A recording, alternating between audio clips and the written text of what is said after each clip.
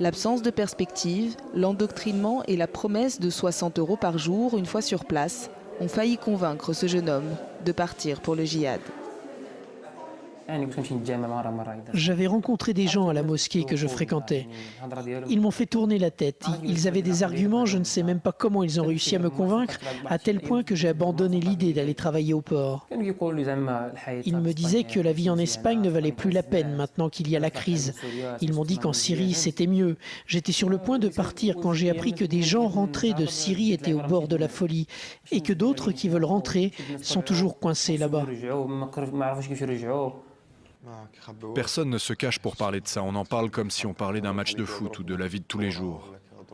Bref, ils sont venus me voir, mais j'ai refusé de me laisser embrigader. Parce que moi je les ai croisés à Beni Makada, je les ai vus en train de vendre de la drogue et d'agresser les gens, alors que tout ça c'est bien le contraire de l'islam. Grosse part de responsabilité de la part des pouvoirs publics qui ont laissé se propager la littérature wahhabiste dans certaines régions défavorisées. Les autorités étaient au courant, savaient, il y avait des échanges culturels, des livres qui rentraient, des conférences qui étaient données. Donc effectivement, c'est une idéologie